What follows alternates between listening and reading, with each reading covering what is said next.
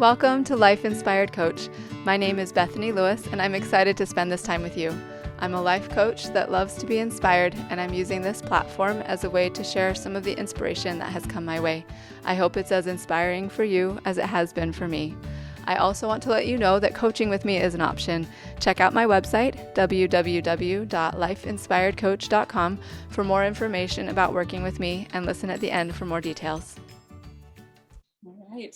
So today I have a very special guest. He's one of my all-time favorite people, and I'm really looking forward to the discussion that we're going to have. And it's a very important topic that we're going to be discussing. And I feel like my guest is the perfect person to be having this discussion with.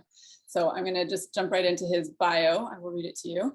Kent A. Jordan was appointed in 2006 to serve as a United States Circuit Judge for the Third Circuit. Before that, he was a United States District Judge for the District of Delaware from 2002 to 2006. He received a BA in economics in 1981 from Brigham Young University and a JD in 1984 from Georgetown University. Early in his legal career, he was an assistant United States attorney. Later, he served as an officer and as a member of the boards of directors of privately held businesses and was a partner in a Wilmington, Delaware law firm. He is an adjunct professor of law at the University of Pennsylvania and Vanderbilt University, and he currently serves as president of the board of trustees of the American Inns of Court Foundation, as well as on the boards of other nonprofit organizations. Most importantly, he is a husband, a father of 6, and a grandfather of 13. And as impressive as that bio is, it fails to mention the actual most important fact about Kent, and that's that he is my dad. But it also doesn't touch on the many unsung acts of love and service that he performs in his role as husband and father and grandfather and friend, and as well as his current and past church assignments. And right now he's serving as the stake president of the Wilmington, Delaware stake. So that's right? That's what it's called, the Wilmington, Delaware stake? That is what it's called. Perfect. All right. So he is just as dedicated and amazing as you would imagine he'd have to be to have accomplished all that he has.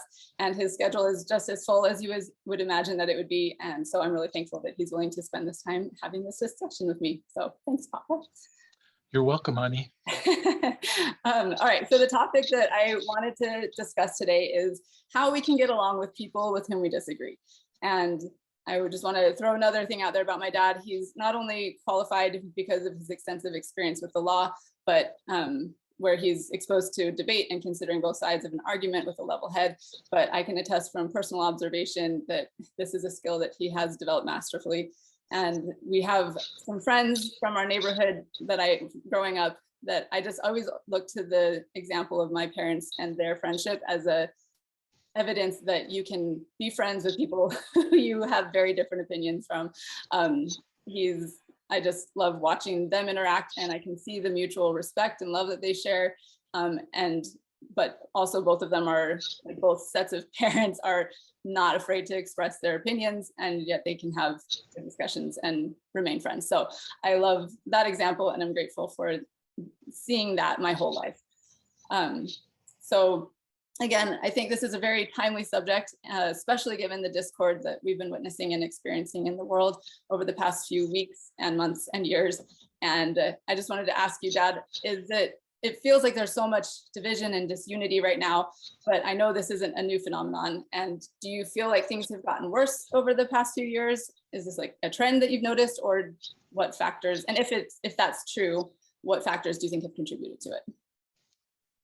Well, it's not new in that it's never happened before that there's been real serious divisions in society, but I think it is qualitatively different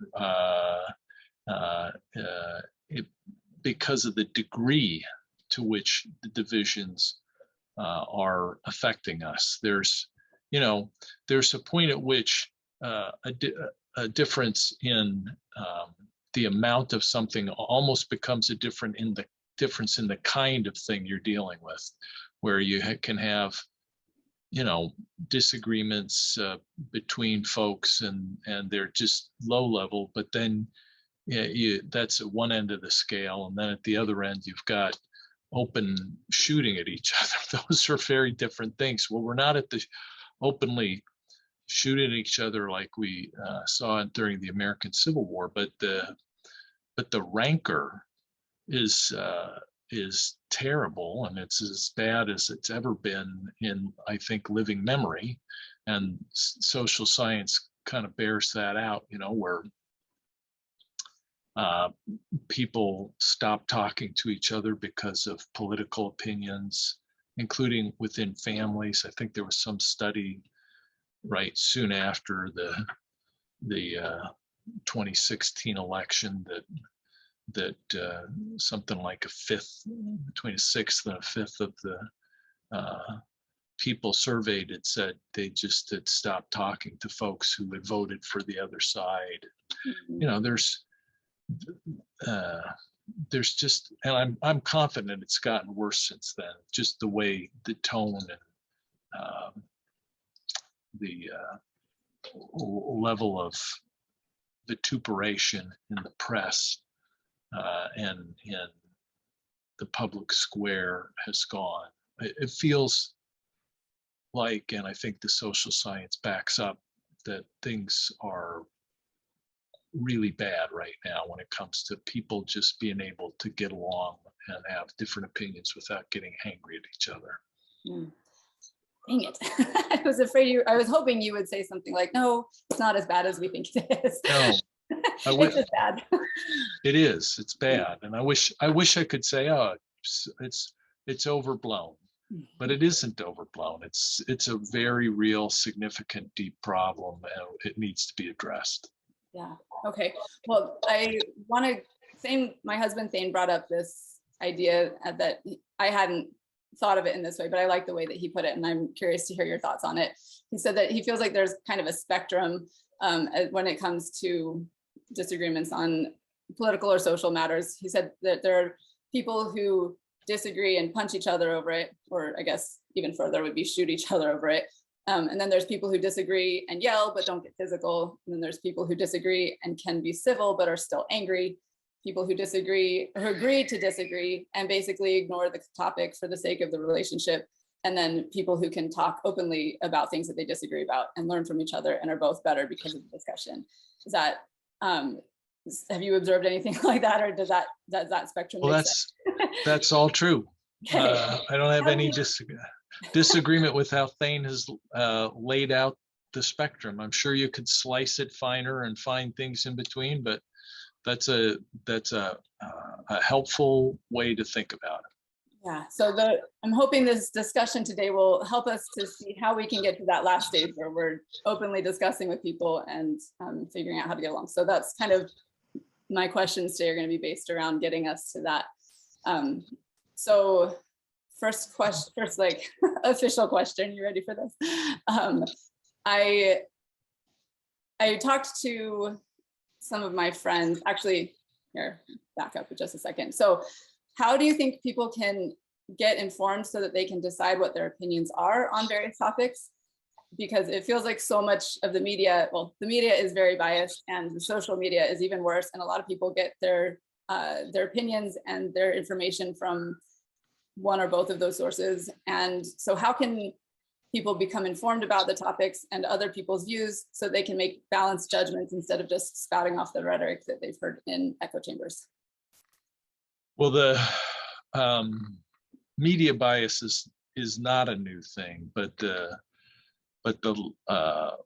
again, the level of it feels different. And I will tell you what your grandfather, my father, said to me when I was a college student and I was trying to understand where can I find unbiased or the least biased sources of news. And as you know, he was a very savvy consumer of information and a deeply knowledgeable man, a man who taught at the university level in international relations and government and political science and history, and all these things were important to him and interesting to him. And so he was a voracious reader, and he acknowledged back then, this is 45 years ago I'm talking about. He said, look, you need to recognize that there's bias out there, and and be prepared to go to both sides of the bias spectrum and try to sup, if you would, from both dishes, and then you may like one more than the other, but don't just confine yourself to one set of viewpoints. Try to read and think about what the other side of an issue is, and if you do that, you will be able to maybe make the judgment that one side or the other has a better argument, or that the truth is probably somewhere in the middle, and you're going to have to change the metaphor. You know, an artillery person fires on one side of a target and then on the other side of a target, and then figures it's in the middle, and then fires for effect in the middle. He said you may have to make your judgments by firing for effect in between the two places that you've previously looked for and shot to get your information. And I thought that was good advice then, and I've tried to follow it since. It's in some senses harder now, and in some senses easier. It's harder in the sense that the so-called mainstream media or legacy media is and here I'll reflect a bias that other people would say I disagree with that, but they are consistently and aggressively left of center, in my impression, and in some instances, you know, they abandoned even the pretense of neutral news coverage at the beginning of the so-called Trump era, when many news sources just said, this man can't be tolerated as president. We have to do everything we can to take him out. But there are people, if you read the former Attorney General Bill Barr's memoir, which is out now, it's a terrific book. It's entitled One Damn Thing After Another. Sorry for the swearing, but it's his title, not mine. He recounts in detail what he viewed as terrible, just inexcusable bias on the part of the media in the ramp up to the 1992 election, where he describes misrepresentations by the media in blanket and gross ways that tilted the election to President Clinton and away from then President George H.W. Bush. Now, he had a dog in that fight, right? So, and I haven't gone back and looked at all the press coverage then, but I would put my money on his view of that, just knowing and having lived through that era and witnessing the coverage myself. It was pretty relentlessly negative. So, you know, that reaches back a good 3 decades, and it reaches back before that too. I'm old enough to remember going back further than that. So the bias of the media is not something new. And people have had to adjust to that for a long time if they wanted to try to figure out what's the real story. So when I say it's harder than before, I mean, it's harder because they appear to have gotten more aggressively partisan in their coverage. But it's also, and that's true on both sides. Like if you watch news content on MSNBC, you'll shake your head. If you watch it on Fox, sometimes you'll shake your head. If you don't watch television at all and you consume your news through newspapers, well, if you consume your news through newspapers, you're probably even older than I am. But through the news feeds from the newspapers, you know, you get a very different read if your news feed is the Washington Post or the New York Times than you will be if you're reading conservative blogs. So I've actually tried to still follow my dad's advice and not curate my news consumption to be so confined to the point of view that is more congenial to my own perspective, and still, say, okay, I can read this other side, understand a little bit about it, what they're saying, and see if I feel like that's filling in gaps in my knowledge. That's a very long answer, but that's the advice I got as a youngster. I think it's still sound. And I said before, it's harder because they're more biased, but in one respect, it's easier because I used to have to go to the library and like pick up physical copies of newspapers and say, okay, now I'm going to read this one. Now I'm going to read that one. But it's a lot easier now. You pick your phone up and you get on the internet and you can find the streams. That's fair. I was just going to complain about how it feels so overwhelming and time consuming, but if you had to go to the library, then I guess that was a different experience. But I've appreciated, I don't know if you're familiar with Sharon Says So. She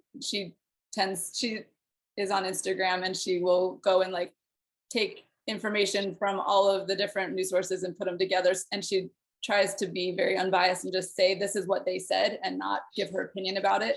And so that kind of saves me some time when I'm doing this, because it just feels so overwhelming. And again, I feel like it's so hard to know who to trust. And so I guess that's probably the best advice, is just to look at both sides and try to do it with a discerning eye. Yeah, you're gonna have your natural inclinations, and frankly, you're a person of very good judgment. Your natural judgment and inclinations are going to tell you, I think this side of the argument's got the better of it. But it's still good to know what the other side is. Yeah. And I feel like, as I've observed things, a lot of times it seems like the people, so especially the social issues that people are so passionate about, I think on like a larger scale, people are wanting the same outcomes. It's just different ways to get it. But people generally want people to be taken care of and to love each other. I think that the ideal is there, but then there's just very differing opinions on how to get there. Well, that's I think true for a very great majority of people. But here's what's challenging, and I hope this doesn't sound unduly cynical. There are people, and they may at times be the loudest voices in the public square, who are not so much interested in outcomes as they are in power. And that's what you need to be on your guard against, is because that'll tell you who you can deal with in a way that's most likely to be productive. We talk about tolerance, and it's very, very significant and important. But even with tolerance, there's a range. There was an old Woody Allen movie called Bananas, where a kind of a feckless fellow named Fielding Mellish ends up going to South America and becoming the dictator of a banana republic. And then he's called back to America, where he's put on trial for treason. And there's this very funny courtroom scene where he's on trial for being a traitor, and they've put Miss America on the stand, and this is all done, for laughs. And they say, "Tell us in your own words why you believe Fielding Mellish is a traitor to his country." And she says something like, "I believe Fielding Mellish is a traitor to his country because his views and opinions are different from those of his kind. Differences of opinion should be tolerated, but not when they are too different." Then he becomes a subversive, and then there's some expletive stuff in there. But and she does it all in a sort of a beauty contestant, sugary voice, which is meant by the filmmaker to convey this is a vapid airhead, and it's played for laughs, and it is funny. But here's the kicker. And I don't think I'm a vapid airhead. There was something to Miss America's statement there, which is there is a point where something, an opinion is so outside the realm of what you can accept that it becomes kind of literally intolerable. There's a great 20th century philosopher named Karl Popper, and he talked about something like this in a book called The Open Society, where he talked about the paradox of tolerance, which is, and here's a guy who just lived through the fascism of the 30s, and he talked about how if you tolerate intolerance, people who will try to shut down voices and silence other people, then if you tolerate that, then there won't be room for tolerance anymore, because the people that those views that you have tolerated will stamp out the ability to have the free exchange of ideas, and you will lose the ability to have a tolerant society. There is a paradox there. Yeah. So when I say, you got to listen to both sides and consider and things like that, you have to be willing to listen to all the voices and not draw your lines of toleration so tightly that you just tell everybody else to shut up. Yes. And the paradox is the people who want to draw those lines too tightly are espousing a viewpoint which may in itself be intolerable. Yes. Paradoxes. Yeah, that's good. Thank you, Dad. It's challenging, I feel like, but that's why we're having this discussion. This is something that everybody is trying to figure out at the same time here as we're navigating this. And as people are navigating this, I noticed that people tend, and there's definitely a spectrum of this as well, but people tend to either be super loud and engaged about their opinions, or they see all of the arguments and they don't even want to engage, so they just kind of stay quiet. They don't want to be ridiculed or feel like maybe they don't know enough about the topic to have an informed discussion, or they just don't want to be involved in an uncomfortable conversation. So do you have any suggestions or advice on when people should voice their opinions about heated social topics? And kind of to narrow that question, I had a discussion with some friends as I was preparing for this interview, and one of them mentioned that he tends to have more conservative views, and a lot of the people that he works with in his industry tend to have more liberal views. And at lunch or whatever, he's sometimes afraid to voice his opinions because he's worried that it might damage relationships or his career even. What are your thoughts on that? Yeah, that's a very challenging topic. And in one sense, I'm the least qualified person to talk about it, because by the nature of my job, I'm careful not to go out expressing my political opinion publicly. I have opinions. There was a time when I went to your high school. You weren't there. It was one of your younger siblings, and I spoke to the government class, their AP government class, and we talked about my role as a judge in the federal system and how the appeals make their way to my court and all that. And then there was question and answer, and some young woman said, well, what do you think about abortion? And I said, well, there's this side of the argument legally, and there's this other side of the argument legally. And then she said, what about the death penalty? I said, well, there's this side of the argument legally, and there's this other side of the argument legally. And then she said, well, what about gay marriage? What do you think about marriage equality? And I said, well, there's this side of it. This was before the Supreme Court decision in Obergefell. Well, it was still working its way through other courts. I said, there's this side of the legal argument, there's that side of the legal argument. She just finally lost her temper with me and said, don't you have an opinion about anything? And I said, I do have opinions about all these things, but I'm not sharing them with you or with this class or with other people, because my job is to try to separate my political opinions as nearly as I can and deal with legal issues, and not to spout my political opinions publicly, because then people might think I'm not able or capable of separating my own views when it comes time to just deal with legal issues in front of me. So that's a pretty long story to tell you.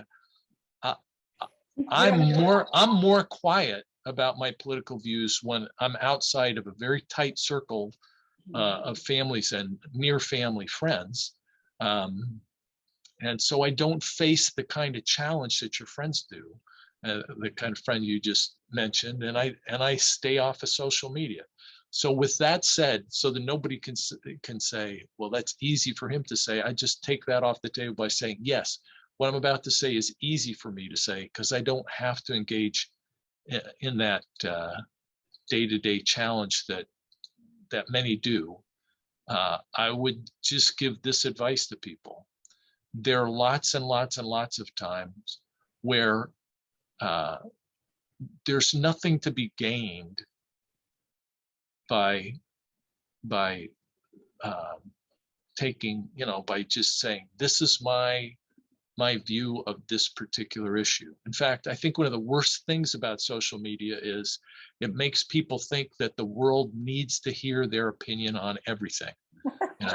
Not only do we want to see your dessert, we want to know what your opinion is on every issue of the day, and it's best if you do it all in capital letters, right? It's counterproductive. If people were jumping up and down less about all kinds of things, then when it was time to speak up, others would be more likely to pay attention. And you may have met people like that. I know people like that. And you might have known people like that who aren't spouting off all the time, so that when they do speak, people listen and pay attention because they know this is a thoughtful person. They don't run their mouth all the time. From past experience, their mind is running and running well. And when they do choose to speak, it's because they've thought what they're about to opine on is important. So that's what I like. Choose your battles, pick them carefully, but when it's time to go to battle, go to battle. And then when you can, try to end the battle as soon as you can, when it's possible. There's a great passage in the scriptures that we share and think so highly of in the Book of Mormon, where one of the folks, the Captain Moroni, leader of the Nephite forces in battle, says, okay, we don't want to be men of blood. We've just had this terrible battle. If you just leave your weapons and take an oath of peace and leave, we'll call it good. And the leader of the bad guys in that case, the Lamanite army, Zarahemna, if my memory serves, says something like, well, here are weapons, but we can't give you an oath on something we know we're going to break. And then there's this great line where he says, where Captain Moroni hands back the guy's weapons and says, behold, we will end the conflict, right? And there's a point in a battle when it's not even a physical battle, but it's a policy battle, it's a political battle, where you want to try to end it. You say, we think we've got the better of it, let's stop. And if the other side says, no, we're not going to stop, then you say, all right, then we're just going to we'll keep going. And I think we're going to win this once and for all and completely. And so you do. So what I'm suggesting is not that people be pusillanimous and become doormats and keep their mouths shut when things are important. Sometimes you got to stand up and be counted. And you should do it with civility and with respect for others, and not returning railing for railing, as another scripture says. But in clear and civil terms, you should do it. And you should try to end those conflicts as soon as you can. And if the other side won't let you end the conflict, then you say, okay, then we'll end the conflict by just taking it to its full conclusion, and we think we'll win. Okay, that's good. And so in kind of the opposite view of that, how, if you are in the majority, if there's a group of people who, most of the people have similar views, and somebody is in the minority on their opinions, how can you create a safe space for people to open up, and what benefits do you think can come from that? Yeah. First, let me say just how much I hate the phrase safe space. Okay, you can say that. It's it's a it's a term that seems to infantilize people, right? Uh, and treat them as if they're all so fragile that they can't speak up unless they're coddled.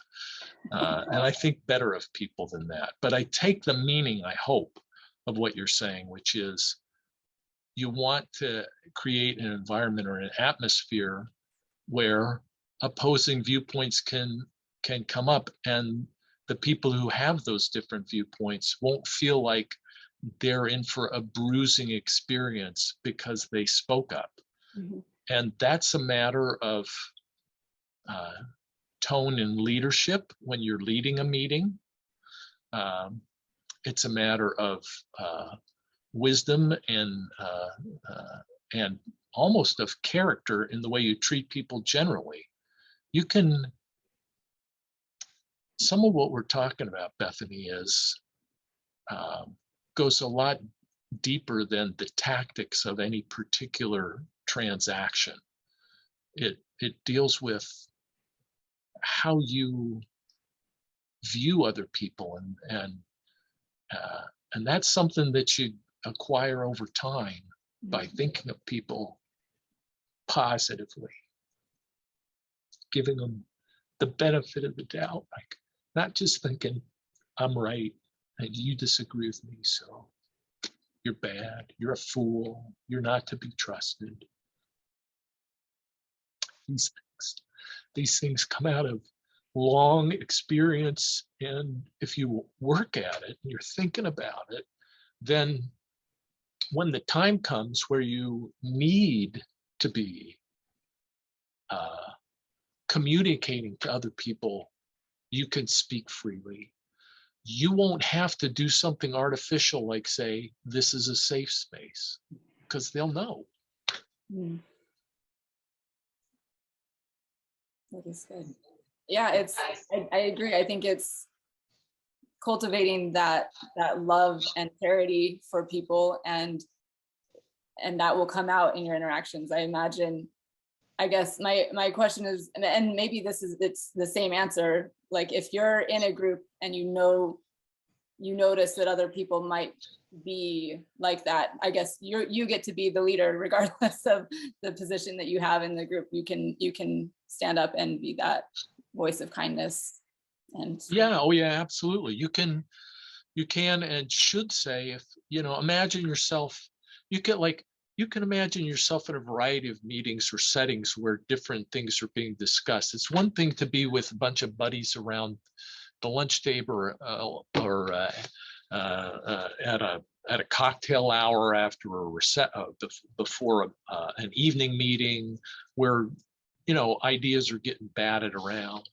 It's a very different thing to be at a school board meeting where you're given 120 seconds to state your position because there's 100 people behind you who want to take a position, right?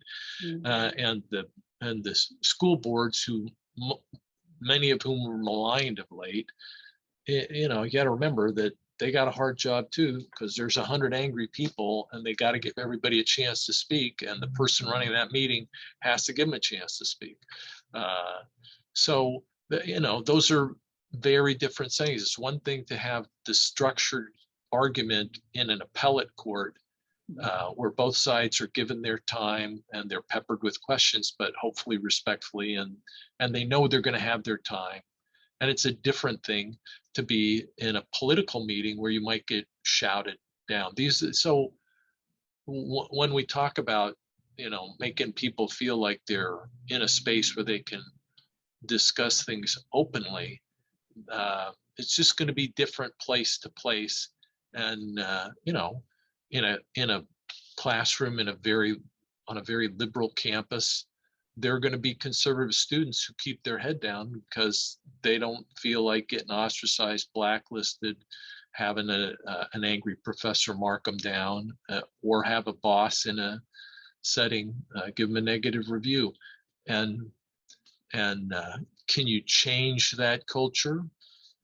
You only change that culture over time, if you've got good leadership at the top that's willing to make changes, and in many of our institutions, we don't have that kind of leadership. They're not pressing for open discussion. On the contrary, in some institutions, they freely allow speakers to be shouted down and driven off the campus, or to be metaphorically shouted down and driven out of the workplace. And you know, you can't stop that if you're not in a position of influence. Yeah. But that doesn't mean necessarily that you shouldn't voice those opinions, right? I guess it depends. It's a case by case. Well, it depends on just how much, like, it's real easy to say, well, that person should have stood up anyway, but you know, it's here, like, take a real world example. We mentioned something as hot a social topic as ever there was in the recent past was what people on one side of the debate called marriage equality, and what people on the other side called gay marriage. But however you labeled it, it was very, very sensitive and deeply divisive, even in a state as liberal and progressive as the state of California, where there was a ballot proposition put out to say, this is how we're going to legally define marriage. And that ballot proposition was very divisive in California. And the anger that it generated was, I wasn't out there, but I became aware of it because I know people out there, and because it made national headlines. Now, you can say people should feel free to speak up, but in an atmosphere like that, if you spoke up on the wrong, quote unquote, side of that issue in a workplace that had a viewpoint that was on one side, you could lose your job. And indeed, people got doxxed on the internet for just giving money in support of one side to get its message out, and we're driven to the wall on that. So, it's pretty easy to say you should have the courage of your convictions when you're like you and me sitting quietly in a room a decade past the events and with nothing at risk. But to be in the midst of that, I just I'm not so quick to say, oh, you should have spoken up right then and right there in that setting, when I'm not in that, when I wasn't in that setting. Now, having said all that, I hope that if I'm ever in a position where there's a tight, serious, highly consequential policy issue that has to be addressed, that I'll have the courage and the wherewithal to stand up and speak to it, if my position is one where I can do that, right? Where I'm not absented, I'm not taken off the field by my other responsibilities. But I try not to be too hard on people who, like your friends, say, look, I'm just keeping my head down because there's no benefit for me to speak up, and there's a big downside for me. Yes. So, okay, so this kind of goes into another question that I had, and maybe we've already kind of addressed it, but do you have any suggestions for keeping a level head in a situation where people get heated in their discussions? Like, how do you stay open and curious and civil without getting offended or defensive? And have you seen any good examples of that you want to share?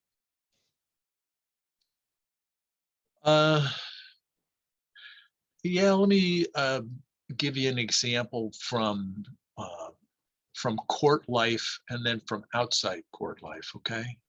Here's the example from the court. I hear cases where the feelings run very high and where the monetary stakes are sometimes extraordinarily high, and where monetary stakes may not be high, but life and liberty are on the line. So, where the stakes are as high as they get. And sometimes we hear cases where the constitutional principles that are in play are absolutely jugular. They go to the very heart of what people conceive the American system of government to be. And yet there are different perspectives on how that constitutional right should be interpreted. And the most effective advocates in those cases are the ones who are not pounding the table in print, but are giving you a thoughtful discussion of the perspective that they've got on the issue at hand. And I read briefs where the prose turns purple, and it's not only not helpful in the illuminating the discussion, it's just bad advocacy because it turns me off. It's like, it's the thing we were talking about before, like putting caps lock on and just shouting in your social media post or something. It indicates you've lost your cool, or you've lost your perspective, or you've lost your ability at logical reasoning. That's why I sent you that little, I thought, funny meme the other day that said it had the protest chant, "What do we want? When do we want it?" And under "What do we want?" it was a reasoned, thoughtful, civil debate on the issue at hand. When do we want it? After all the facts have been meticulously gathered and we've had a chance to reflect on them. I haven't quoted it exactly, but that's what you ideally want. And that's fortunately what you mostly get in a courtroom, or at least in the courtrooms I've been lucky enough to be in. Now, you go outside the court, and because that's the life I'm accustomed to, that's the thing I like to see, is people having thought through their positions and ready to talk about them in a reasoned way. And what I think is the best example of taking something, like, not in the courtroom setting, but in the political arena, of taking your case to the people, was when President H.W. Bush. I'm a George W. Bush appointee, so I'm a fan of President Bush, and I'm a fan of his father, H.W. Bush. And in fact, I got a picture of H.W. in my office to remind me of what I think a great public servant is, because when he wanted to take the country to war, I thought he did it in a careful way that laid out the reasons, and he spent the time persuading people on both sides of the aisle that this was a significant enough thing that it warranted putting American lives at risk. I'm not talking about the end game after the Iraq War, after Desert Storm. I'm talking about how he made his public case for something that was highly consequential. And then there was an opportunity to debate that, and there was debate in the Congress over it. And people had a chance to go in and talk about it and give the counter arguments. And that's what you really hope would happen, and not that people would descend into shouting and name calling, which so often seems to happen. It happened some then, but it seems to happen a lot now when really important issues are being discussed. The leak of the Dobbs opinion, or the draft Dobbs opinion by Justice Alito, is very much in the news still. And the notion that people, like, the proper response to that, and the sensible response to that, is to go and shout and chant and march in front of the justices' homes when the matter is still under discussion and under consideration. That doesn't strike me as a productive and a helpful thing. But then I'm not a power politician, so what do I know? So do you have any advice on how to deal with someone who is being belligerent and seems to be totally unwilling to listen to your side? And I guess you kind of addressed that already, just Yeah, I'll repeat. And And I don't want to claim that I'm a model of self-control under all circumstances. Like a lot of other people I know, I have a temper, and I'm sure I've lost it more times than the people who are near and dear to me would care to recall. But the short answer is you keep your temper, and you do not return railing for railing. You know, there's a great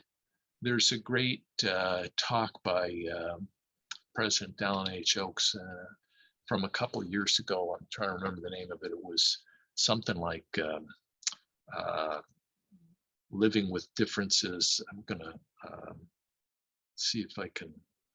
It's loving others and living with differences was the name of a general conference address he gave, and I think that he also gave a discussion on religious liberty in the rotunda of the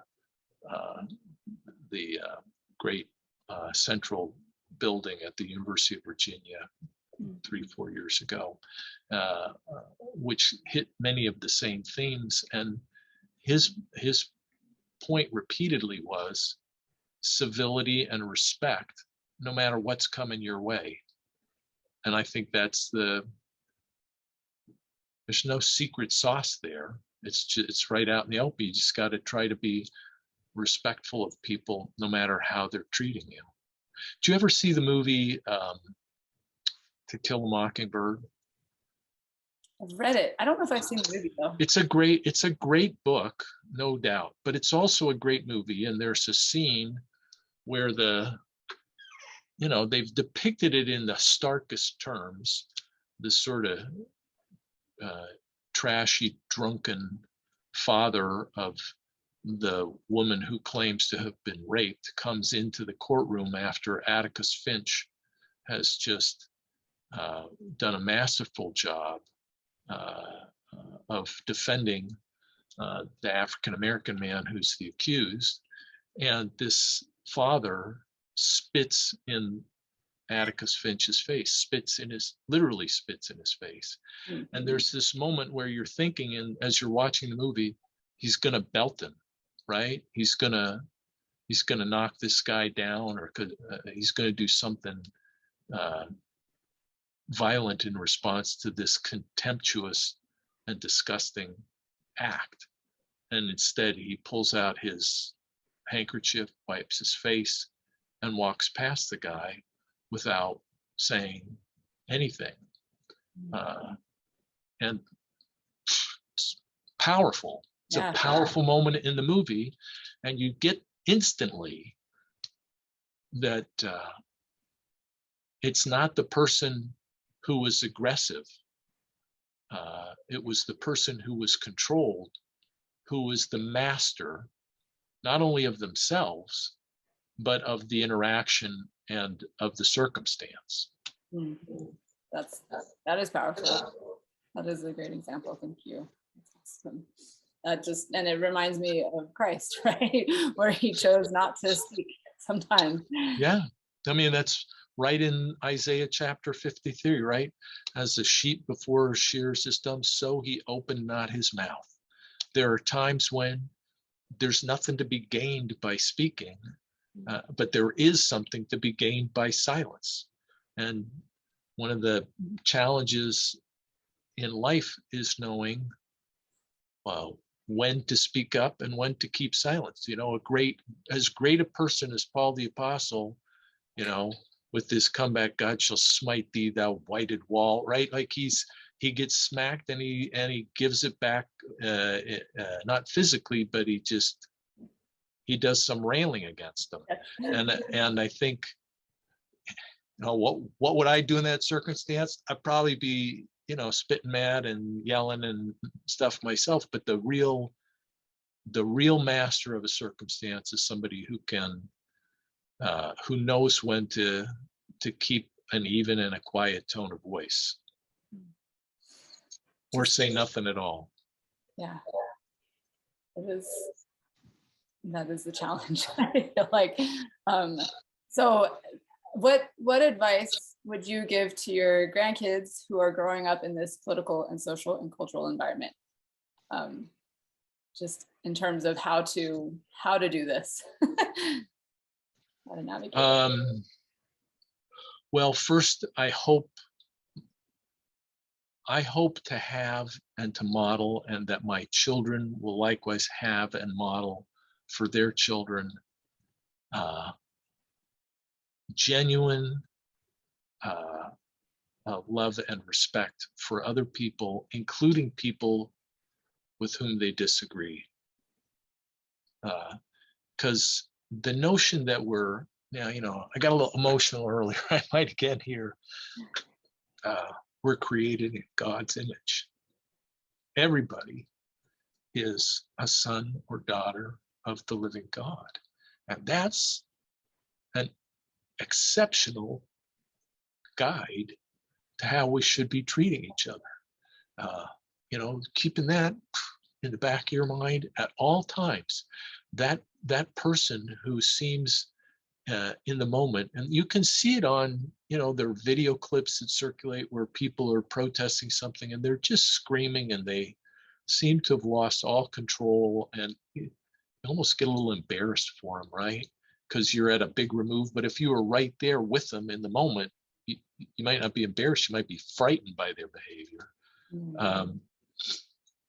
That person who's out of control is a son or daughter of God. And I hope this doesn't sound trite, but if you can try to hold in your mind that the people you're dealing with, even when they're not acting respectably, are deserving of respect, then that will go a long way toward helping you maintain your self-control and in fact deal with them respectfully. So that's one piece of it. And another piece is to just have courage. And that's hard. We speaking a few minutes ago about your friend who wouldn't speak up, and I said, I don't know if I'd speak up. Sometimes when I'm reading stuff and I read about a person who is in trouble because they did something they shouldn't, and then I read the underlying material, I think very much I have there but for the grace of God go I feeling. So if you can have the courage to speak up, but also have the compassion to recognize that you don't know everything other people are going through, so why they're quiet when you think they ought to speak up, or why they're shouting and screaming their heads off irrationally when they shouldn't. If you can marry those two qualities together of a kind of a compassion for and respect for people, and at the same time the courage to speak truth when it needs to be spoken, and speak it at the volume it needs to be spoken, then you're in a good place. Now that probably didn't answer the question, because you said, what advice would you give? And I didn't give any good advice. I just talked about the qualities I hoped people would have. Well, that's good advice, to work towards developing those, because that's what is going to help them to navigate this world, I think. You mentioned last night, President Nelson's talk recently, last night, I guess, about not putting labels on people, or like being aware of what. Can you give us what did you take from that you might? Yeah, well, yeah, you and I were talking last night, because you're my daughter, so we talk. And I had just finished watching a worldwide broadcast where the leader of our faith, Russell M. Nelson, was speaking to young adults across the world. and he said, among the many things that he said, it was a beautiful talk, and we're speaking on May 16th, so this was on May 15th, 2022.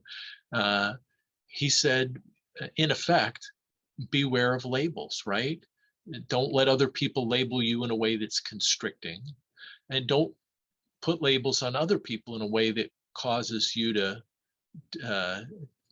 shut them down or not pay attention to them or be willing to listen to them. And he gave the specific example of politics. He said, whatever political affiliation a person might have, if you give them that label or they take that label, then we may assume that they adhere to every position that's associated with that political party.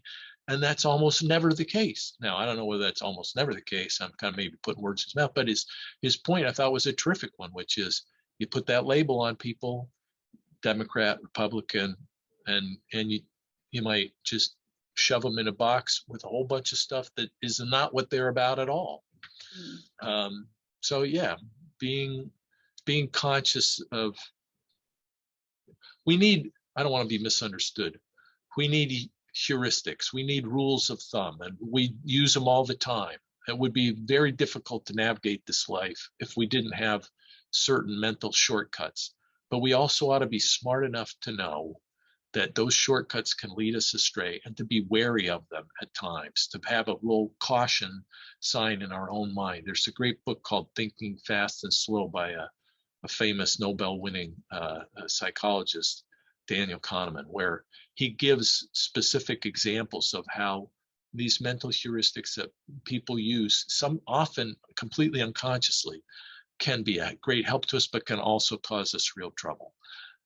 And labeling, I think, is an example of that, where you've got a shortcut and it's helpful, but it can lead you astray if you're not careful. Yeah, yes.